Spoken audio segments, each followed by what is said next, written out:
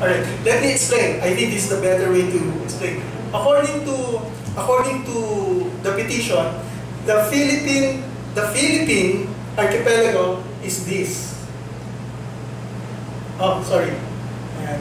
That's the Philippine archipelago. Alright? So in effect, it also said, in terms of the character of the water, this is the Treaty of Paris. And according to the petition, the Treaty of Paris defined the boundary not only of the land, but also the sea. Meaning to say that the Treaty of Paris categorized this body of water as territorial sea. Alright? To give you an idea, the distance, it's about 285 nautical miles. From one side, and on another side, something like less than 20 nautical miles or even 15 nautical miles. Alright? So that's what the petition is saying.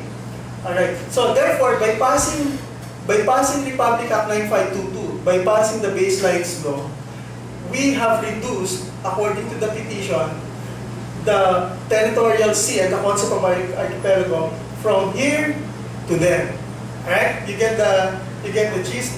No? So we reduced the territorial sea. So the territorial sea was reduced from 284 to 12 nautical miles. Second, the passage of the baselines law also changed the character of the water from internal to archipelagic. Okay, so that's the gist of the petition. Next slide. Alright, let me just emphasize. The baselines law was a mere clinical technical adjustment. So, alright, so it is just on the baselines. It did not touch on the characters of the waters. Alright? So let me take note. If you look at 3046, the original baselines law, it had two sections. One section identifies the 80 base points. This is what Attorney Batongbacal was referring to earlier. But there's a second section which defined the characters of the water. Alright? Republic Act 9522 actually merely amended section 1. From 80 base points, it increased this to 100 base points. And then at the same time, the long baselines in Mordov, from 140, it was made to 125 nautical miles. Alright? So in effect, all the lines and base points in the new baselines law are fully consistent with UNCLOS. That's the whole point, to make it consistent. But the characters of the water was not changed. Next slide. So this is essentially how the Philippines looks like now. Alright? So even if, this baselines law, this baselines system was changed to this. This is the only thing that changed. But the character of the water remains inside the baselines as well as outside. Alright? And that's why this explains to you what Jay referred to earlier as the house bills that we were trying to push now to correct the characters of the water, to make it consistent. Alright? Now, the question is it constitutional or not constitutional? Let me go into that. Alright, next slide. So, even if we are to assume that the characters of the water were changed, it will still be constitutional. Let me explain. Because a closer view of the Treaty of Paris indicates that it does not define the territorial waters of the Philippines. Alright? And we can do this by analysis, by analyzing the text of the treaty. So we have to analyze what exactly does the Treaty of Paris say. Alright? And we have to analyze that. In law, we have a saying, when you make your analysis, you can analyze the text or the four corners of the document. You can also analyze it based on the extrinsic evidence, meaning how it is correctly interpreted in terms of state practice. In international law, we refer to that as state practice. How has the other countries practiced? All right. So based on that, a textual analysis and state practice, we arrive at this conclusion. Let me expound. So, analyzing the Treaty of Paris, this is exactly what the Treaty of Paris says. Spain cedes to the U.S. the archipelago known as the Philippine Islands and comprehending islands. There's no reference to the waters. Alright? It is to the island. Alright? Now, there was a mention earlier about documents, tidings, McDuffie, etc., etc. Those documents are old during the Commonwealth period. The interpretation, however, that these documents suggest that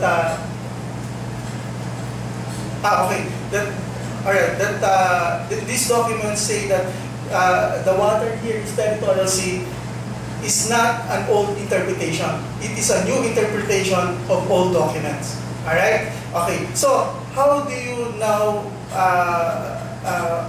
Then we have to look exactly how the people at that time really practiced this. And this is how. So we have, remember, and Attorney Bagaris mentioned this.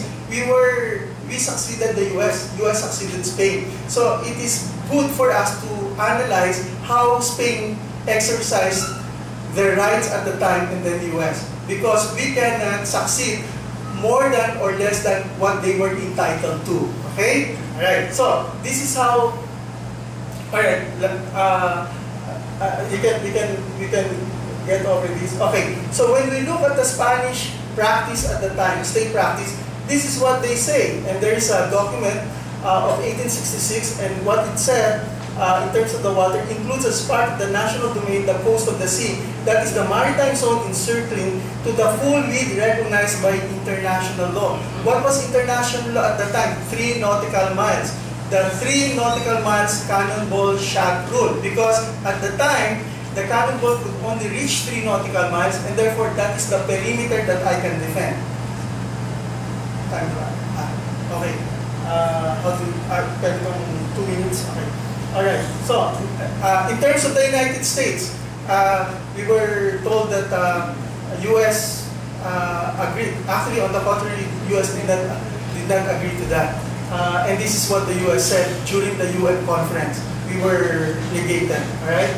So the government of the U.S. continues to be of the opinion that neither those treaties nor subsequent practices conferred upon the U.S. nor upon the Republic of the Philippines, a successor to the U.S., greater rights in the waters surrounding the Philippine Islands than are otherwise recognized in customary international law. Alright, so nobody accepted that.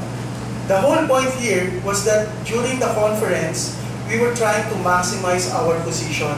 Remember, in negotiations, you have a maximum position and you have a minimum. So that if you put your position in the minimum, what you will get is something lesser of what you really wanted. So you always define it in terms. So we try to maximize, and this concept was developed. Even George Cokia, my first boss, now has come out with an article clarifying this. Alright, next slide. So finally, if it... Sige, Professor. Let me conclude it by saying, if it is not the Treaty of Paris which defined the limits of our territorial sea, what then defined? It is Republic Act 3046. So if 3046 is a statute, it can be amended by a statute. At this point, I'll try to stop with this. Don't try to stop. Please stop. I will. I'll sir. So we can have this. Maybe if for those who are at the table already, you can raise your hands and we will identify you. And for those who are actually far, we have one microphone in front. And then, if you're going to ask a question, please identify yourself and your affiliation. Thank you. Sir. I'm Professor Bong Mendoza of the Political Science Department. I have to apologize. I have not been able to listen to Professor Batongbacal and Attorney Bagaris. I was only able to listen to the tail parts of the presentation of Rector Henry here. It is not merely a question, maybe a comment. Why are you accepting the Treaty of Paris? Aren't you taking the tack of attacking the Treaty of Paris? Because have we raised the question, may karapatan bang Espanya na ibenta tayo? Did they have effective control over what they are sending? Why was Mabini excluded from the Treaty of Paris proceedings. Bakit nagkutsyabahan? Bakit din natin tinatanggap ang nagkutsyabahan ang mga dalawang colonial masters para i-determine kung ano ang Philippine State? Sinasabi natin na ang Philippine State ay isang political creation. Tinanggap natin kaagad yung kagagawan ng dalawang nagkutsyabahan na ni. Ewan ko kung pumasok ba sa utak natin na ang kailangan nating tirahin ang Treaty of Paris. Kasi pwede natin gamitin yung konsepto ng anti-fencing law. Ninakaw ng Espanya tayo, binebenta niya ang nakaw sa isang alam namang ninakaw tayo. So, Spain and the US are guilty of violating this conceptual law, anti-fencing law. I'm not a lawyer, but I'm suggesting and asking the question, ito bang line of thinking ay hindi na-consider? Maraming salamat. Sir, 30 seconds. Yes, sir. We still have time for open forum, sir. Ano na po, reminders, please limit your questions for 20 to 30 seconds. In answer, I think that's not the gist of our presentation.